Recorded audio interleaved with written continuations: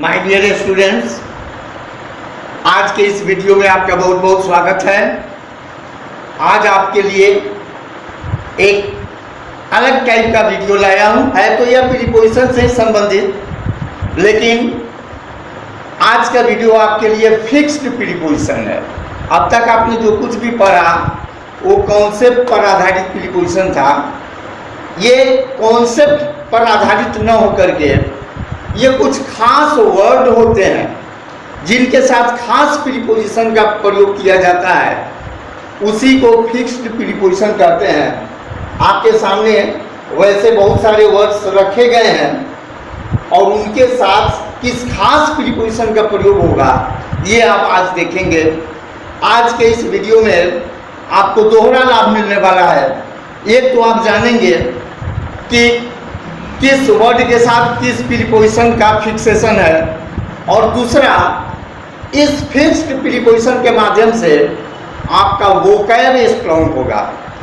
आपके पास वोकैब का जितना अधिक स्टॉक होगा उतना ही आपकी अंग्रेजी स्ट्रॉन्ग होगी। तो ये बहुत बड़ा बेनिफिट साइड इफेक्ट कहिए, साइड इफेक्ट के रूप में एक दूसरा बेनिफिट आपको मिलने वाला है, या आपका वोकैब स्ट्रॉन्ग होने वाला है। अब हम देखते हैं एक एक करके।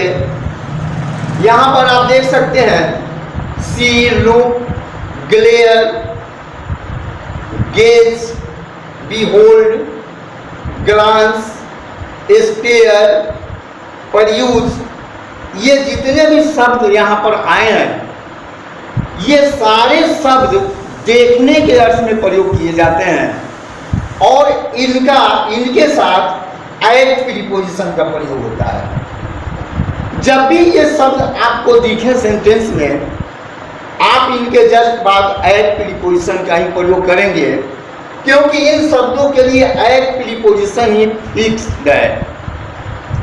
हाँ, ये देखने का अंदाज अलग अलग हो सकता है, मीनिंग अलग अलग हो सकता है, लेकिन सबके साथ एक ही प्रीपोजिशन एट फिक्स्ड है, एट का ही प्रयोग होगा। जैसे सी देखना, साधारण देखना, see at the boy, see at the line, see at the blackboard. उसी तरह से लुक देखना, लुक एक आदेशात्मक देखना का बोध कराता है।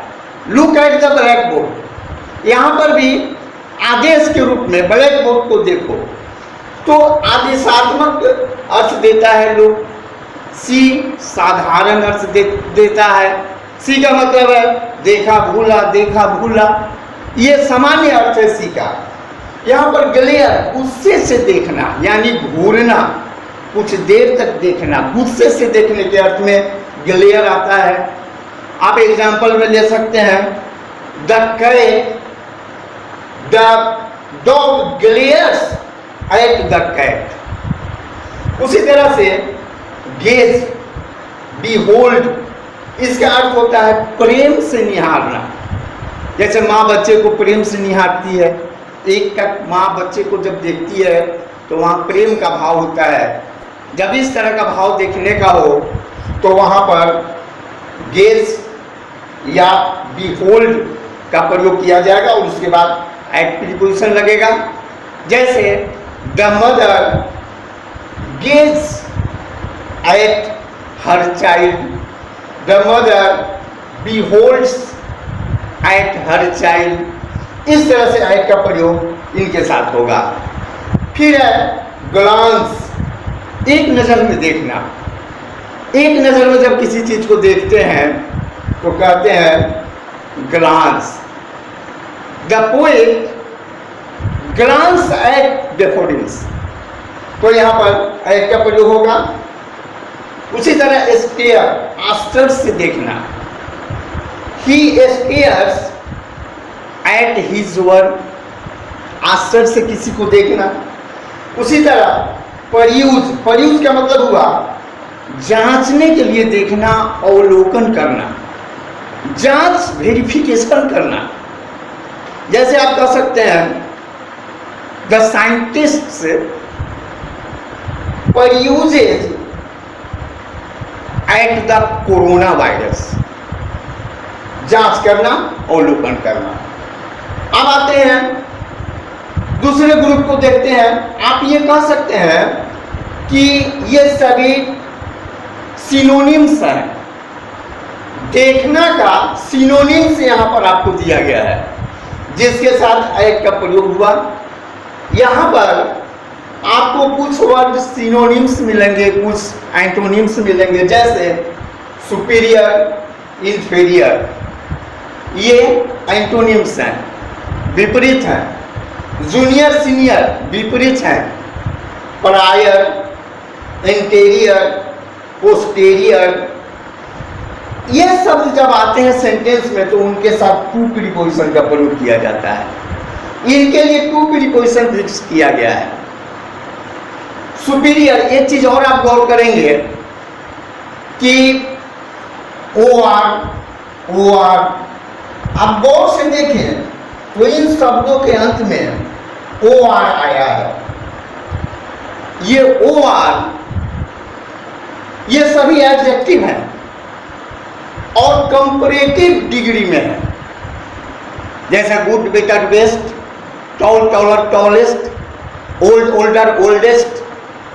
उसी तरह से ये कंपैरेटिव डिग्री में है, इसीलिए superior, inferior, junior, senior, prior, interior, posterior, ये कंपैरेटिव डिग्री में सारे वर्ड हैं। और आप जानते हैं कि कंपैरेटिव डिग्री में जब चेंज किया जाता है तो कंपैरेटिव डिग्री के बाद देन का प्रयोग होता है। तो यहां पर ये कुछ खास वर्ड हैं जो कंपैरेटिव डिग्री में है, लेकिन इनके साथ टू का प्रयोग होगा। टू प्रीपोजिशन इनके लिए फिक्स किया गया है। देन का प्रयोग यहां पर गलत हो जाएगा। जैसे सुपीरियर को अगर आप कहते हैं कि Ram is superior than me, तो ये गलत हो जाएगा। वहां पर आपको कहना होगा Ram is superior to me, I am inferior, Ram. यहां पर आप दूसरा उदाहरण लीजिए, this product is superior to that product, this product is inferior to that product. यहां पर टू प्रीपोजिशन का प्रयोग होगा, देन का प्रयोग गलत हो जाएगा। उसी तरह जूनियर, कनिष्ठ, सीनियर, वरिष्ठ, I am junior to you, you are senior to me, यहां पर टू का प्रयोग होगा। तो इस तरह से ये जितने भी कंपैरेटिव डिग्री के जो एडजेक्टिव आपके सामने रखे गए हैं, इनके साथ देन का प्रयोग न होकर के टू प्रीपोजिशन फिक्स किया गया है। नेक्स्ट ग्रुप है injurious, harmful, disasters, detrimental, painful. ये सभी सिनोनिम्स हैं और सबका एक ही अर्थ होता है, हानिकारक, नुकसानदेह, विनाशकारी। इन्हीं अर्थों में इन सारे शब्दों का प्रयोग किया जाता है। आप सिगरेट के डब्बा पर आप देखते होंगे, cigarette smoking is injurious to health. इनके लिए टू प्रीपोजिशन का फिक्सेशन किया गया है। Smoking is injurious to health, smoking is harmful to health, smoking is disasters to health, smoking is detrimental to health, smoking is painful to health. यहाँ पर to preposition का प्रयोग होगा। वोकैब दिया गया है, सिनोनिम्स जो भी दिए गए हैं, इन सब का एक ही अर्थ है, हंसना। हंसने के सेंस में इन सारे शब्दों का प्रयोग किया जाता है। ये सिनोनिम्स हैं। हंसने का प्रकार भले ही अलग अलग हो, लेकिन सभी हंसने के अर्थ में ही इन शब्दों का प्रयोग होता है। और इन शब्दों के बाद में एक प्रीपोजिशन फिक्स प्रीपोजिशन है। स्माइल, स्माइल का मतलब होता है मुस्कुराना। मुस्कुराने के अर्थ में स्माइल का प्रयोग किया जाता है।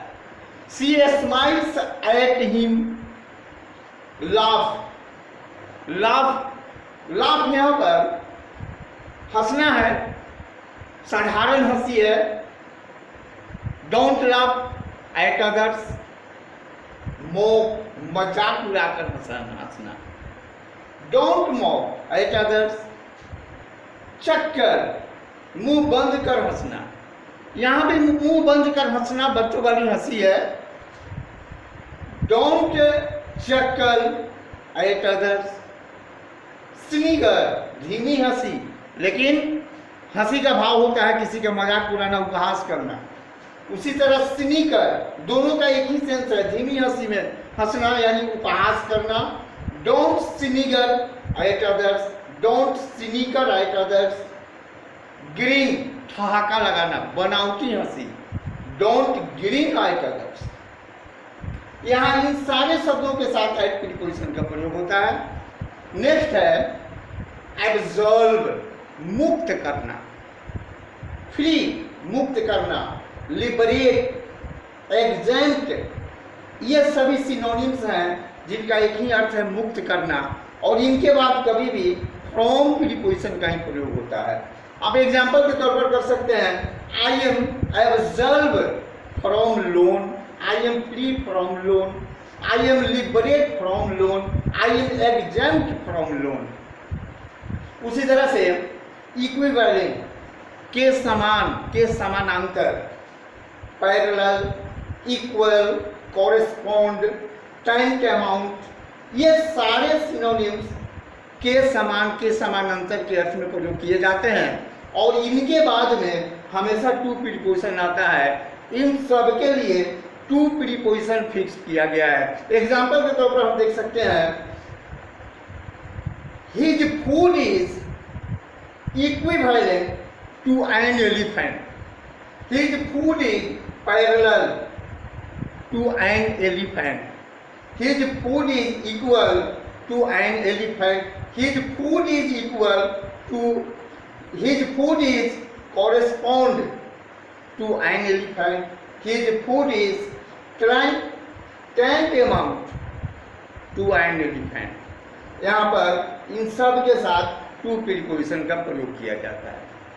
तो आज के वीडियो में हमने देखा बहुत सारे फिक्स प्रीपोजिशन को, और उस फिक्स प्रीपोजिशन के साथ साथ बहुत सारे वोकैब से हम परिचित हुए।